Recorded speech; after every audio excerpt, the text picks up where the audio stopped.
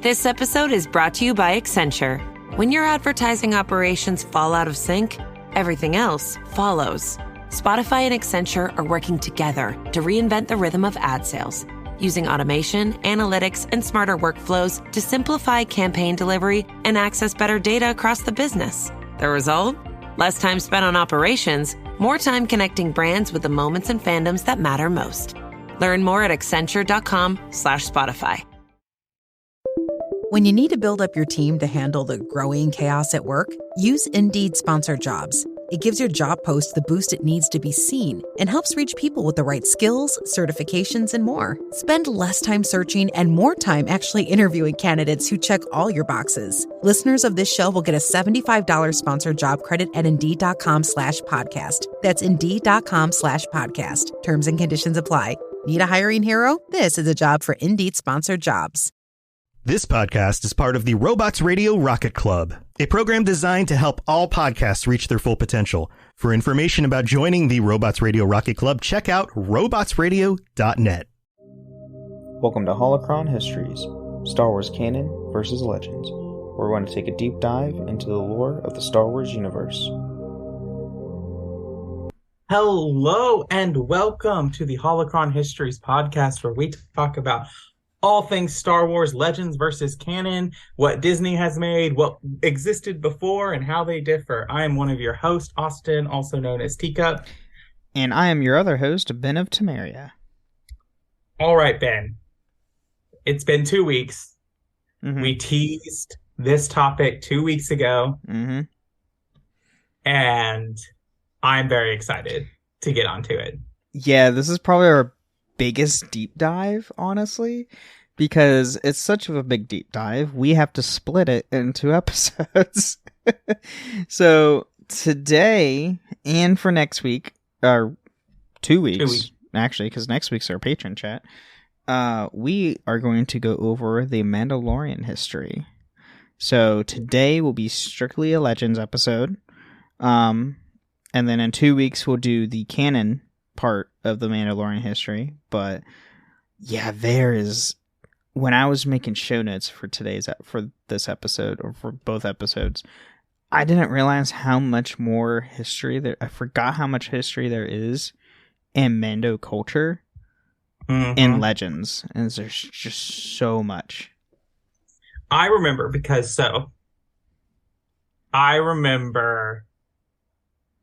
pulling up KOTOR for the first time, because that's where we're first introduced to I'm sure like the Mandalorian was mentioned, but it's never said in the films.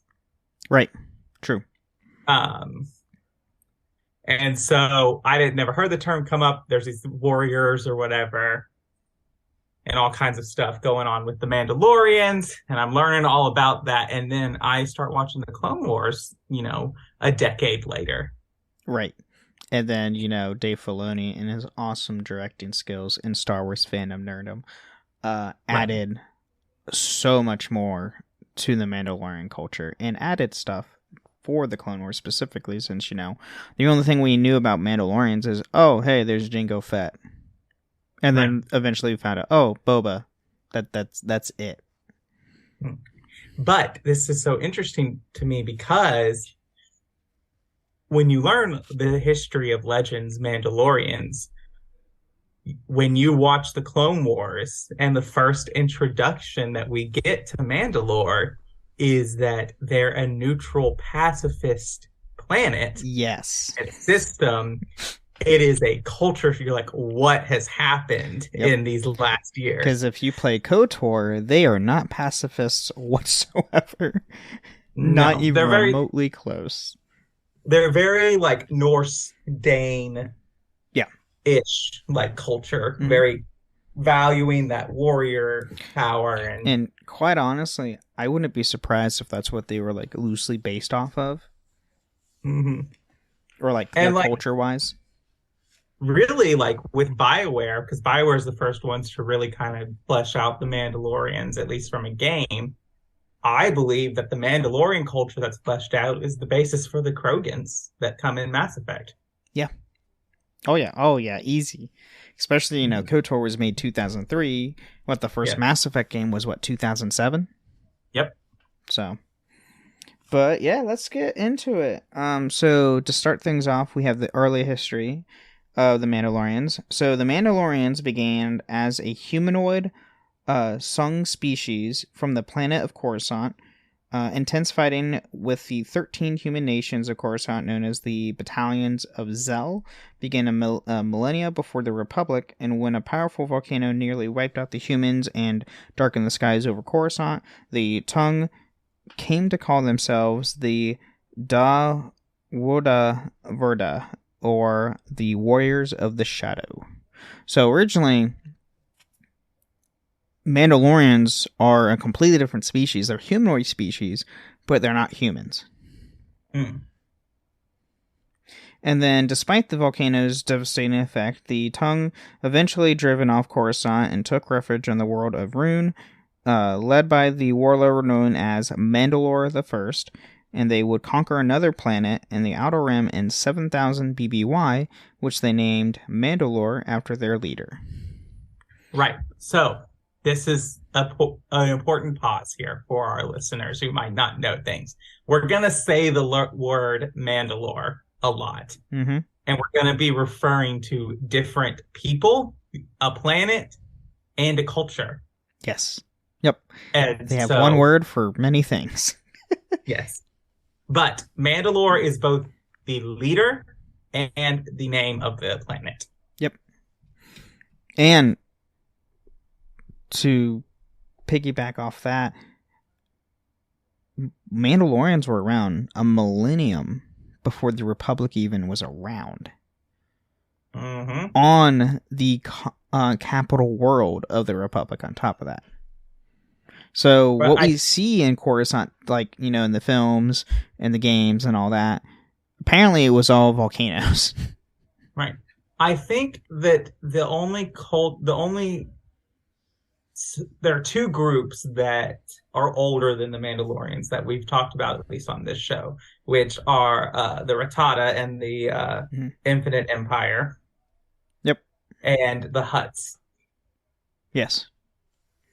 Yep. The Rakata and then, the Hutt clans themselves. Rakata specifically, because they're... Yeah. That's a whole thing. And then the Tung took the name Mandalorians and were seen by many of the most skilled fighters in the galaxy. Thriving in battle, these Mandalorian Crusaders were known to use their cutting-edge weaponry and held to a strict code of honor and wore armor known simply as Crusader armor that differed from one soldier to the next. So, honestly, if you play KOTOR, you can see a lot of Mandalorians have different types of armor on. Some will have the same, but a lot of the NPCs will have unique armors compared to others. And then, for thousands of years, Mandalore's new inhabitants would stray from the Mandalore sector instead of venturing onto Ceres' further conquest to capture worlds of Ordo, Gargon, and Shogun. When the Mandalorians came to nearby Mandalia, though the Mandalorian giant natives were only repelled invaders' assaults, but many came to join the Mandalorian culture, having impressed the Mandalorians with their strength and prowess. So this is the time where, they're inviting other species into their culture than just being their own, species themselves. And this is kind of what we see a little bit in The Mandalorian with the whole, foundling thing that is happening. In that, being a Mandalorian is kind of like being a Jedi or being a Sith. It's adhering to a set of rules or codes that match up with this culture. Right. And nearly 3,000 years after the Mandalore's conquest, at a point prior to 4000 BBY, the Mandalorians began to expand their ongoing crusade outward and engage the Navata species in a conflict that would lead to the extermination of the Navata and the defecation of war in the Mandalorian culture. Personified as the destroyer god Kad Haringer. Shortly before 4000 BBY, the Mandalorians were led by a new Mandalore, Mandalore the Indomitable, and the continuing campaign of expression, the Mandalore led a raid on the planet of Escadrille. So many words that are like very Norse, actually. Now that made that comparison. There, the Mandalorians freed the slaves of the Ish colony, taking many of them into their culture, including a young Antos Wyrick. Another victim of the Mandalorian Crusades was the planet of Basilisk. As the Mandalorians invaded, the Galactic Republic sent a relief force under the command of Jedi Master Sandora Diath to aid the Basculans. Even when the Republic was sport, the Basculans found their lines being overrun by more numerous Mandalorians, and upon realizing that they were going to lose the battle, the Basculans decided to poison their own planet so the Conquerors would not be able to use the world. That is what the heck? And you have to understand so for those of us who are in the United States, at least when we talk about World War II, specifically the Pacific Theater and fighting in Japan, there's a whole talk about fighting the Japanese, who it was better to die than surrender because of honor, and how much that was taxing on fighting an enemy that would not surrender, would not give up. Mm-hmm. That's the Mandalorians. Right. When you come up, and they have weapons of mass destruction and clever tactics. And not only are a brute force warrior group, but a clever warrior group. We'll try something. It's okay, we could lose. They're very cunning as a culture and as a warrior race. As much as, and we'll get into this a little bit later, especially when they were first fighting Jedi. Mm-hmm. The way they got around, I was we're going to use blasters. Well, the lightsabers can, deflect blaster bolts. You know what they do? They change to slugs. Good luck trying to deflect. And that's the thing. And it's other things a Mandalorian battle unit is going to have no problem sacrificing 2/3 of their unit to win, whereas a Republic commander or commanders of these other planets are going to be more cautious, which is why the Mandalorians have such an easy time conquering these worlds. Right. So, as Basilisk fell, but because the planet's surface was virtually destroyed, the Mandalorians decided to abandon the world and to move on, though not before pillaging a sizable number of Basilisk war droids for future use. The Mandalorians were captured a large number of reptilian Basculans, and through centuries of warfare, they degenerated into little more than war mounts and beasts of burden, becoming known as the Largagaz War Dragons. So they straight up take this race, basically cultured them to their needs, degenerated them from a actual people to merely as war beasts. Yeah. And take those giant basilisk droids, which if you play Star Wars The Old Republic, or even, I think there's some in KOTOR, if I recall. KOTOR 2. A brief cutscene that was not enough. Right, yeah. Which, because I think it's when you first go meet Mandalore in KOTOR 2, and you go to that city, right? Yeah, you go, it's in the Battle of Onderon.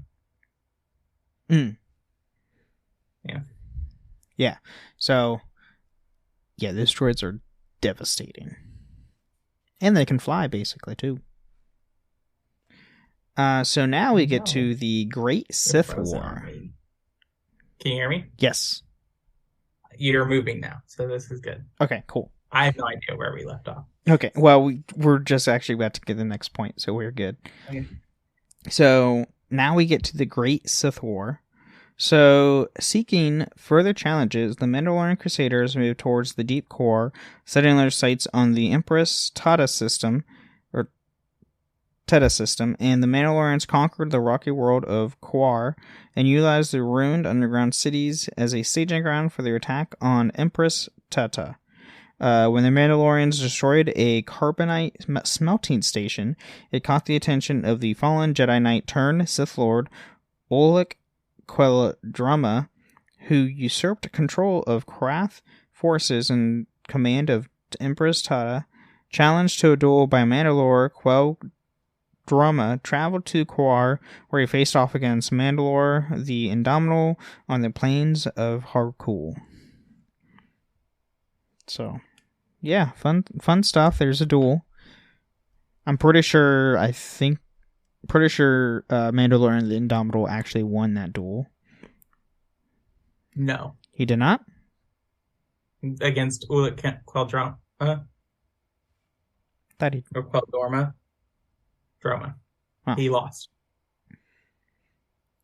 So, despite the use of the Basilisk War Droid, the Mandalore was defeated in the duel's aftermath, swore fealty to Queldrama and his own Sith Master Exar. Oh, there we go. Yeah, I just read a little bit further.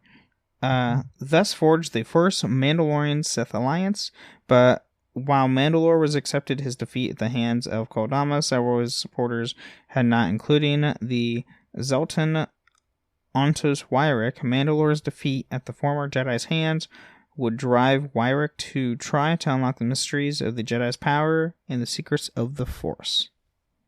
Okay, I need a timeline here, and this might be a question that we have to look up later. But we'll get into this later, but as we know, Mandalore the Ultimate, which is the Mandalore of the Mandalorian Wars, if you're familiar with the KOTOR game. Yes. He is influenced by Vitiate, Darth Vitiate. Yes. How old is Vitiate? Like, is he around during the Exar Kun Wars? Because I know that because he talks about thousands with Nagashado. He's thousands of years old. Because he talks about Nagashado's Sith Order. Yep. Yeah. Vitiate is thousands and thousands of years old. How many wars in the galaxy is this man orchestrating from Druid Kos? Like, too many to count, honestly. Until the time of Star Wars: The Old Republic, he's basically orchestrated or influenced at some point, basically at every single point in time. Until the Revanarchists or whatever they're called. Yeah, the Revanites.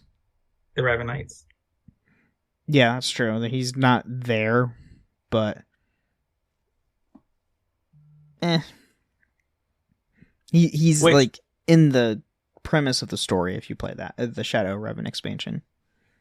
Which, if you want a follow-up to the Revan story from KOTOR 1, the book, you can read the book, and there is a small expansion or a pretty sizable storyline in the Old Republic MMO.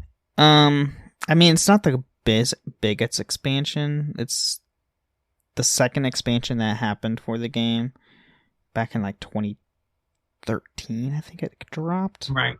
So it's not terribly huge. Like, it's introduced a new planet of Yavin 4, so where go on the moon of Yavin, and you take down the...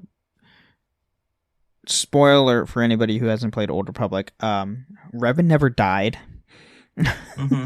From the end of KOTOR 1 and KOTOR 2. He never died. He went off and, into deep space, tried to find Vitiate, and instead, get captured by him. And then it gets imprisoned, and he's been in prison for over 300 years. Right. So, yeah, but then, like, his dark side essence becomes the whole thing, so... Right, yeah. That's a little thing there.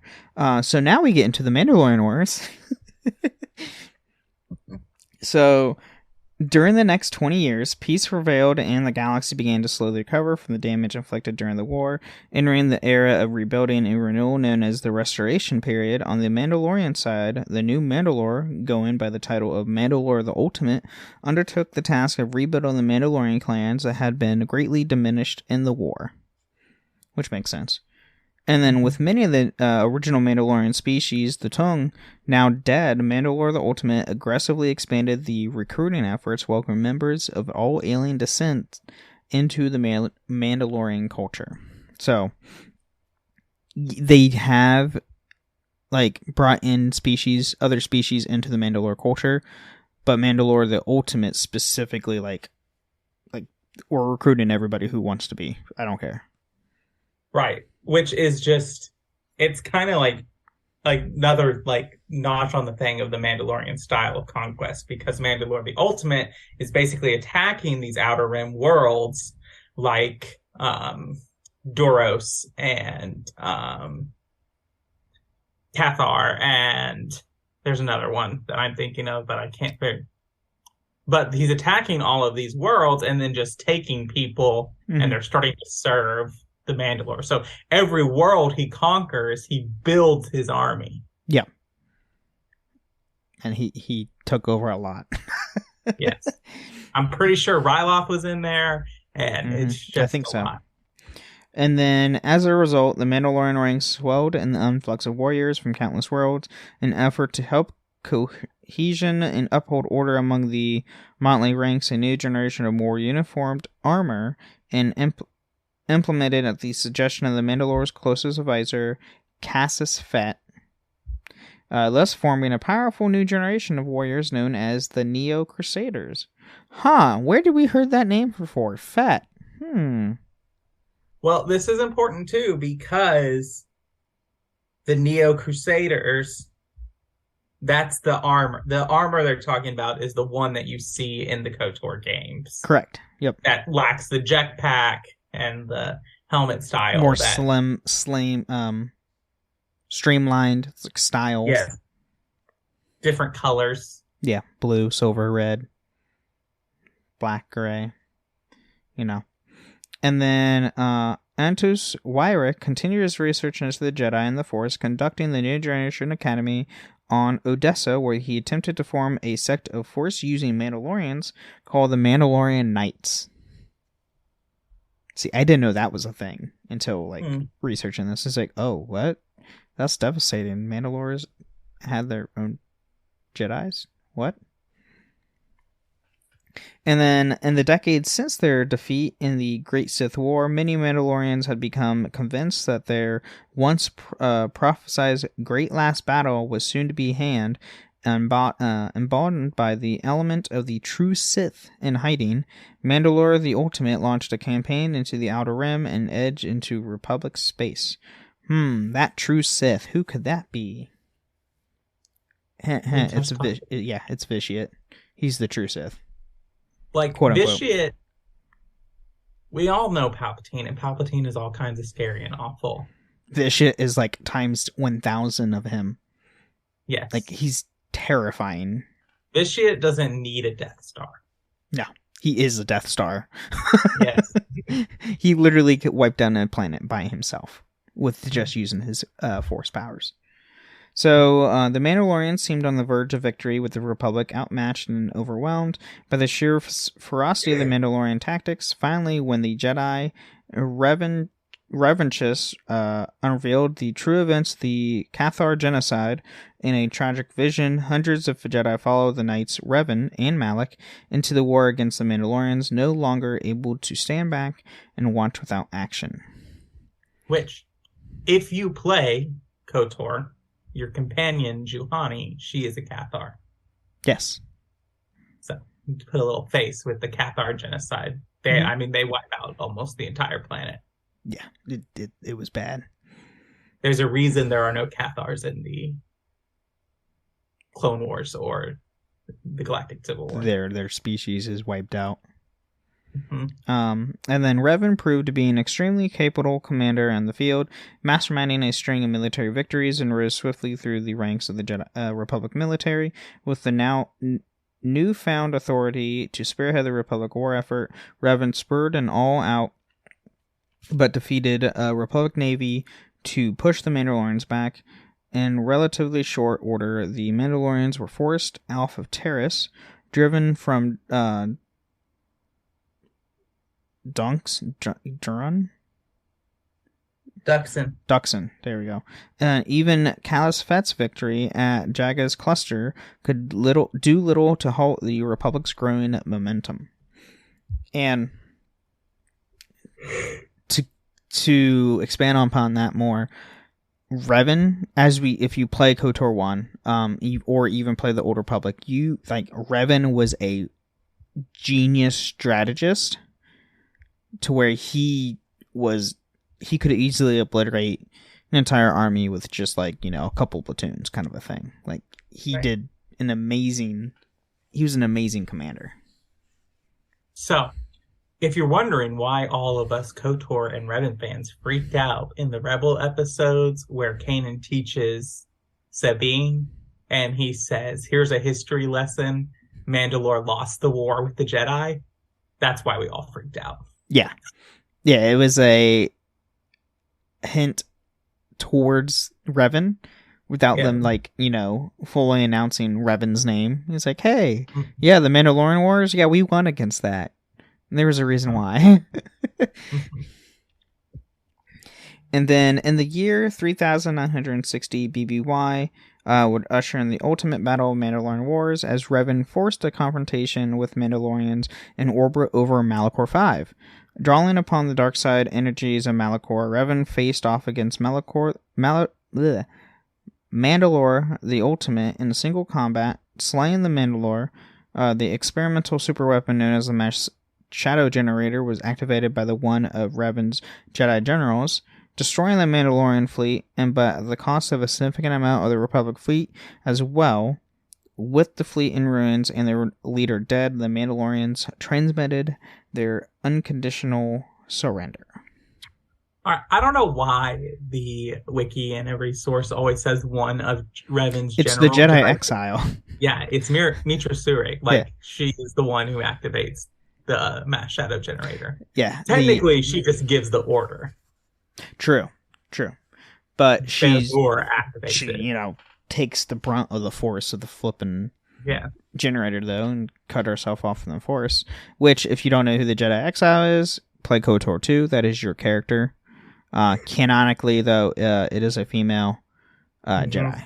So, and she's also in the book of the Old Republic Revan book, which takes place after both games. Mm-hmm. Before it's kind of a nice tie-up to both games if you want to. It is. It's a really good. It's a good tie-up to both, with both Revan and with the Jedi Exile specifically, with a tie-in going into the Old Republic games because Lord Scourge is in the book. Right.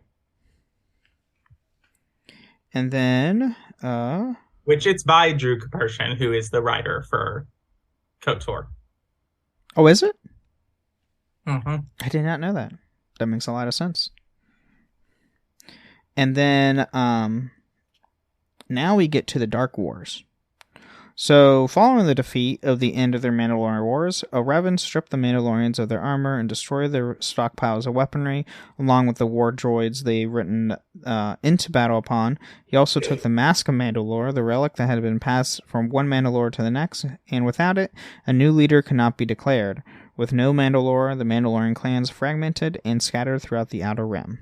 So this is basically before and during the events. Or no, this is before KOTOR 1. Yeah. And this is why when you get to KOTOR, you see some Mandalorians in armor and some Mandalorians not in armor. Because they're lost, essentially. Yeah. But far too soon after the last, the galaxy found itself entangled into another war, one featuring Revan's return into the galactic scene as a newly turned Sith Lord and his apprentice Darth Malak at his side. The re-Christianed Darth Revan, quote-unquote, turned the galaxy on itself as the attempt to claim the power of the Rakatan artifact known as the Starforge. And then Revan would disappear from the galaxy, seeking out the true Sith that he believed lurked in the unknown regions. Before he did, though, Revan, his memories of who he had been returned, gave him the Mask of Mandalore that he claimed upon defeating the Mandalore the Ultimate to Ordo, who is one of your companions in KOTOR 1. With instructions to reunite the scattered Mandalorian clans, Revan informed Ordo that he had been the Sith behind Mandalore the Ultimate's decision to go to war with the Republic. And with the Mandalorian's mask now back into the Mandalorian hands, Canderous Ordo became the new Mandalore, taking the name Mandalore the Preserver. During the quest to reunite the clans, Ordo came upon what had been one of the last remaining Tongue in the galaxy. And then we get to the events of KOTOR 2, which you as the Jedi Exile eventually meet him back up on the moon of Onderon? Duxon. And reunite with him there, and he joins your party again. Yeah. And then the events of the mask getting back to Ordo is in the book of the Revan book. It's the later half. Or mid part of the book. Yeah. So it's a cool scene. Yeah. So there's part of the book is before KOTOR 2, and then the other half is after KOTOR 2. So, but yeah, that's. I think it's a good time to stop for a break. But yeah, there's so much more Mandalorian stuff. A lot of it dealt with Revan, so he had a big influence on their culture. And I always thought that the mask that Revan wore was the mask of Mandalore, but it was not. No, it was just some random Mandalorian mask he just picked up off the field. Yeah. Right. Still awesome. I mean, a lot of Mandalorians, this is the big shock value before we go to break, is when Revan defeats Mandalore the Ultimate and he doesn't don the mask, because he could have claimed leadership of the Mandalorians. He could have said, I'm the new Mandalore. Yep. But nope. He's yep, nope. To really have my strategy be effective, I'm going to strike a blow so bad that they won't be able to find themselves for decades. Right. But so what happens is that the reason Revan goes and then comes back as a thing is that at his death, Mandalore realizes it. He confesses that it was Vitiate who told him to go to war. Yep. And so Revan is oh crap, there's a Sith in charge. Malak, we have to go find him. Yep. They go into the unknown regions, they find Vitiate, and then the reason they come back as Sith is because Vicious brainwashed them, erased their memories, and made them his own puppets. Yep. So, yeah. And then, you get to the events of KOTOR 1, where you find out, oh, hey, spoiler alert, you're Revan as the playable character. Spoiler for a 20-year-old game. Right. It's literally, it's actually 20. Yeah, it's going to be 20-year-old this year. Yeah, this year. Turns 20 this year. Holy crap. And I think it came out in April. Yeah, something like that. So it's soon. But yeah, I think it's a good time to take our mid break. Yeah, let's go to it.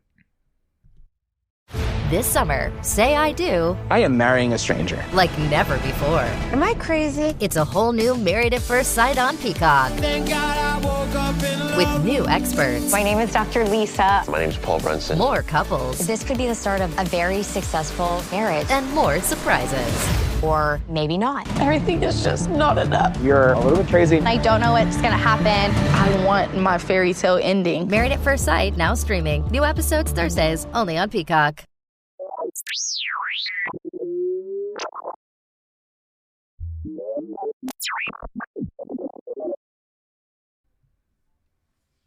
All right, well, welcome to the middle of the show where we talk about all things that have to do with the show, but not about the lore of Star Wars. It's here where we thank our patrons, and if you'd like to join us on Patreon, if you would like to join us as a patron, you can go to Patreon and sign up for various tiers.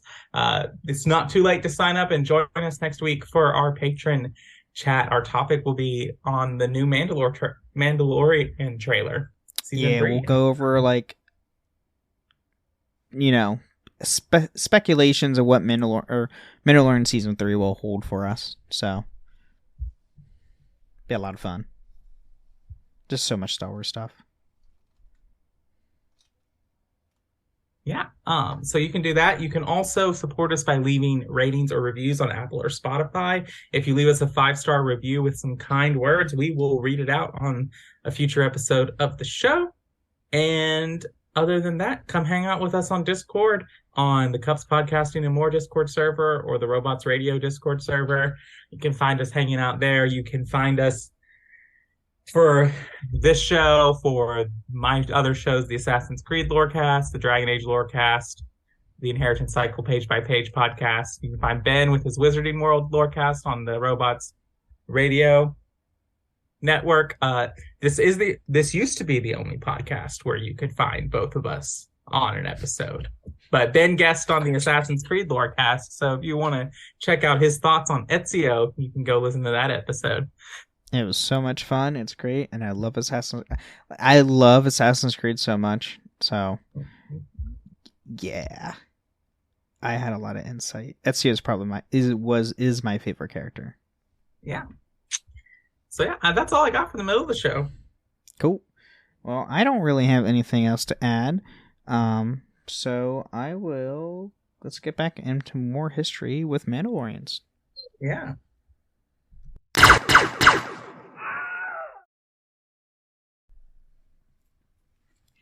All right. So now that we're back, we are now into the Great Galactic War.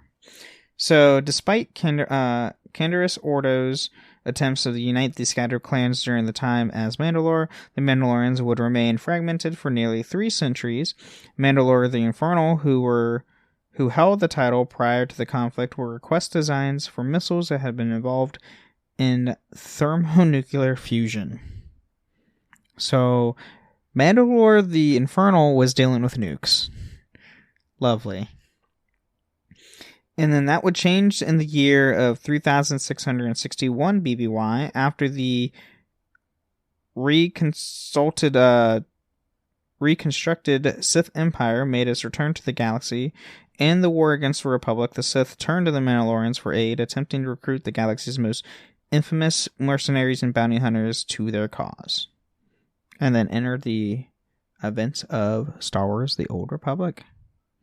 And a lot happens in that game where we're not going to go over because you can play it. And it's a free game you can play. If you really want to get into the Mandalorian stuff, play the Bounty Hunter. Mm-hmm. The Bounty Hunter storyline will have a lot more with the Mandalorian stuff. You can actually become a Mandalore. Or a Mandalorian. Not Mandalore, but Mandalore. No, can't become Mandalore, but you can become a Mandalorian, and you actually have Mandalorian companions, which is pretty cool too. So technically, Duchess Satine is a Mandalore. Yes, technically, that is true. And then, yeah. Now we get to the new Sith Wars. So, during the new Sith Wars, the Mandalorians would break from what many perceived to be a long-standing alliance and wage war against the Sith. During the first quarter of the new Sith Wars, the one group of Mandalorians was approached by Jedi Master Mutog. Mutog offered a large amount of credits in order to enlist the Mandalorians' help in assaulting the camp of the mysterious Dark Lord of the Sith, known as Dark Underlord. The Mandalorians attacked the Sith camp on Malrev 4 with a force of Thengada's war dragons and the numerous soldiers equipped with the Mandalorian battle harnesses. The Mandalorians would draw the forces of Dark Underlord's general, allowing Master Murtog to infiltrate Underlord's fortress, where he slew the Sith Lord in combat, but fell to the dark side in the process. Don't you love that? That's always good, you know. Right. Oh, I'm going to defeat my enemy, and then I become my enemy. Good job. Yeah, that's a common trope with Jedi, sadly. Yeah. And then during the tail end of the New Sith Wars, the Mandalorian people were in disarray. By 1058 BBY, the Kandorian plague had ravaged the population, and their ships had to form caravans to defend themselves from raiding dwellings in neighboring sectors. So, something almost wiped them out. Gotta love plagues. And upon seeing the state of the people, Aga Wadud, a mercenary, claimed the title of Mandalore the Uniter and began the movement called the Return, urging Mandalorian dystopia across the galaxy to return to the homeworld. Under the rule, Mandalorian space thrived, emerging as a regional power in the Outer Rim. Yeah, that's fun. I think I think, like, if I was Mandalore, like, do they just, like, so Canderous and other than, like, they'd come out, like, Canderous obviously picks Mandalore the Preserver because he's trying to preserve the Mandalorian culture, but, like, is it given to you? Do you pick it? Because if I picked it beforehand, I would just be cocky and I'd be like, okay, I'm going to be Mandalore the Undefeated. That's a good question, actually. I don't know how their titles get, like, determined. Right. I'd imagine I would imagine. Yeah, something like that. It's probably retroactive, actually, because it's probably when they look at, because if you have history could get confusing, especially like we're about to get into like a Mandalorian civil war. Well, Mandalore fought Mandalore, but okay, Mandalore, the Conqueror fought Mandalore, the Wimpy. I don't know. Right. Yeah. So close that. Holocron Histories, Mandalore the Wimpy. We're trademarking it. So now we get to a cultural shift. So in 738 BBY, following a significant growth in the Mandalorian militancy and alarmed the Republic and the Jedi Protectors, a brief and targeted conflict broke out between the Republic and the Mandalorians and brought devastation to the Mandalore sector, despite the Mandalorians' involvement in defending the galaxy against both the Eternal Empire and the new Sith. So the Eternal Empire was still around for somehow. Well, they're eternal. Come on, Ben. Right, I know, right? It's in the name. Which Eternal Empire is so interesting to me because eternal means you have no beginning or no end. Mm-hmm. But they ended. Right. They ended and they had a beginning. Mm-hmm. So, yep. Are you eternal? Are you eternal? No, you are not. Sorry. And then portions of the planet Mandalore were reduced to barren white sand deserts. While many of the new warrior clans scattered out of the ashes, rose the new Mandalorian faction, doing away with many of the old warrior codes the Mandalorians historically followed. The new Mandalorians put forward the idea that the best opportunity for Mandalorian survival and prosperity would come through being peaceful, neutral, and tolerant. Hey, you know how we're really have this cool culture that like breeds strong warriors? It might get us into trouble sometimes, but like it's really cool and like people respect us. We're gonna throw it out the window. Yeah, let's just throw it out the window. Let's get rid of it. Yeah.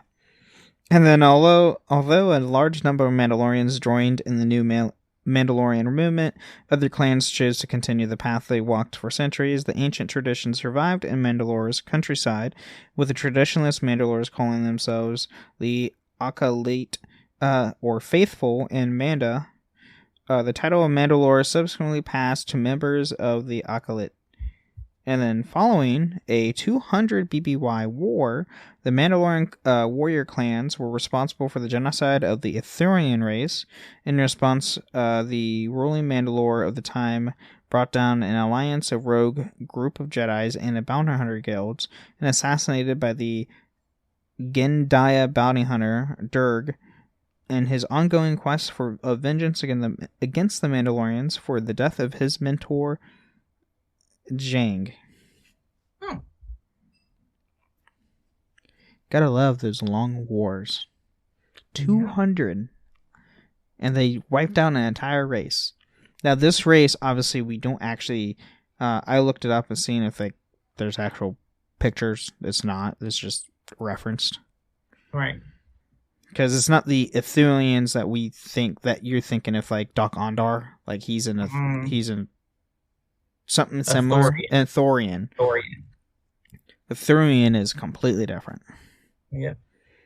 So now we get to the Mandalorian Civil War.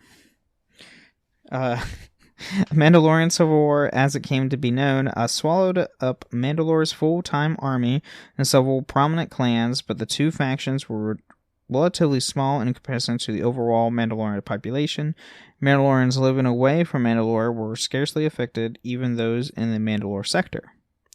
However, the idealistic differences between Tor Vizsla and Gestar Marel were the central of the war, and the path of Mandalorians would take the foreseeable future. In the year 58 BBY, the Mandalorian Civil War spilled onto the agricultural world of Corcondon.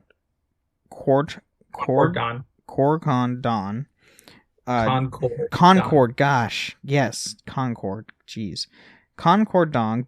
During the fighting, Gestar Morel and his soldiers were faced to retreat and seek refuge from the Death Watch on the farm of the local journeyman protector by the name of Fett. So there's a lot of words that you, if anybody who's watched the Clone Wars, might know. One, Vizsla. That's a big one. Death Watch. Mm-hmm. And we have another Fett. Yep. And then, when the Death Watch found out Fett had been hiding their enemies, Vizsla brutally interrogated the man in front of his young son, Jango. Before Vizsla could kill the farmer, who refused to give up Morel and his men, Fett's wife opened fire on the Death Watch with a blaster rifle. In the resulting chaos, both Fett and his wife were killed, although Morel managed to rescue young Jango from the Death Watch. Jango. I wonder who that is. Well, this is the kind of like dipping both into Legends and canon. Yeah. Because we do know that Jango Fett was a foundling. Yes, true. So, but the Death Watch would not view anyone who is not of their members as true Mandalore. True. Yep. So he would be considered a foundling, even though in this version, he has some ancestry in actual Mandalore ancestry. Yes, that is true. So then 6 years later, in 52 BBY, the true Mandalorians believed the threat of the Death Watch would be over and returned their focus to acting as a mercenary army. Contracted by the Corda Defense Force, the true Mandalorians journeyed to Corda 6 to extract a team of rookie security personnel penned down under fire by a group of local hostiles, supposedly poorly armed and with no formal army. And then, unfortunately, the intelligence reports were grossly inaccurate. When the Mandalorians landed, they came under heavy fire from the Cordon natives, and the resulting battle took heavy casualties. Gestar Morel ordered a retreat, but his second-in-command, Montross, refused and insisted they press on. When they injured in a grenade strike, it was up to Morel to provide rescue, killing no less than 3 enemy Cordon in the process. And then, at the time of Mandalorian's landing zone, Montross now urged the Mandalorians to head Morel's final orders and pull out, claiming the Morel was dead and that Jango had perished trying to save him.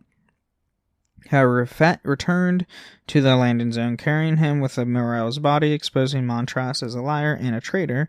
When Montross insisted Morel would have wanted him to take command, the other Mandalorians denounced Montross at blaster point and Morel's chosen, and declared that they would only follow Fett, Gestar Morel's chosen heir. Montross was brutally allowed to leave, slipping into exile, while the Jango became the new Mandalore and leader of the new true Mandalorians. So, in Legends, Jango was a Mandalore. Mm-hmm. And then, under Fett's leadership, the true Mandalorians scored a significant victory against the Death Watch in the years leading up to 44 BBY. That left the Death Watch severely crippled, but rather than concede defeat, Vizsla turned to the general of Galandaron, I think that's how you say it, to refuge his assistance in rebuilding the Death Watch. as per Vizsla's plan, the governor contracted the true Mandalorians to put down the local insurrection. Sweet. Yeah. Vizsla's not having a good day. Nope.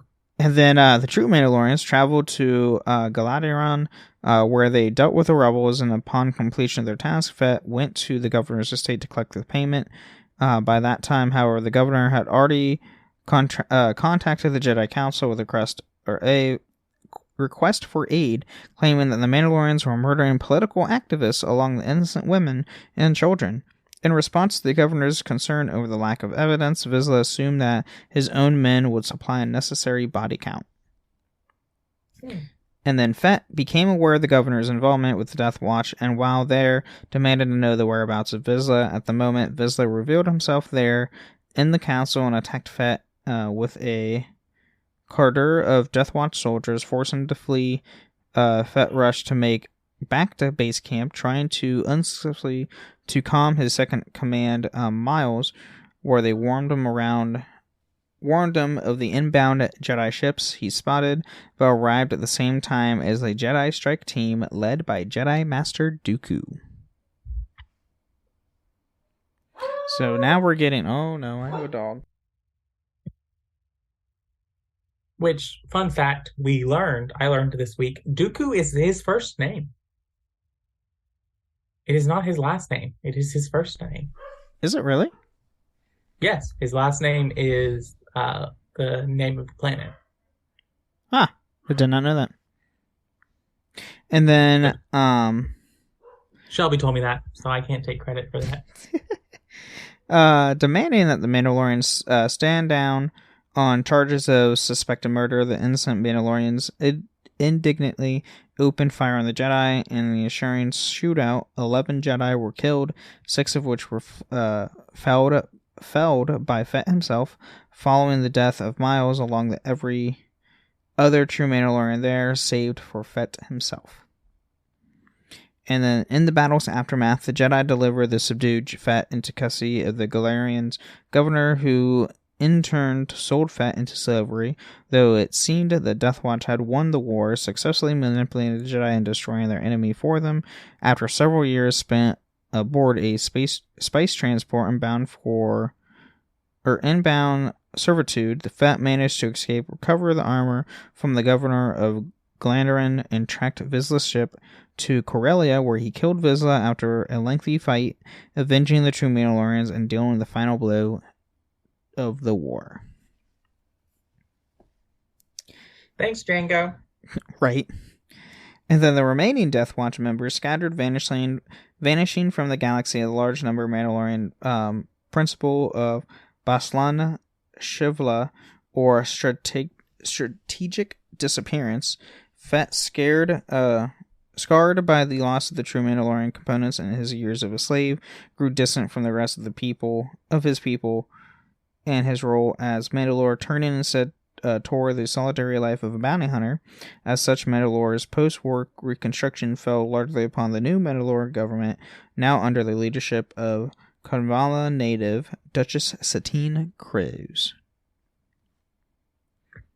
And then the Mandalorians... I like her just fine, and she's a great companion for Obi-Wan. She's a terrible leader for Mandalore. That's fair. That is fair. And then the Mandalorians chose to retain their traditional lifestyles, but also reject Death Watch's ideals. Came from an old Mandalorians. Some of the old Mandalorians chose to leave the Mandalorian sector to Vymath Port under the leadership of Nam Barona.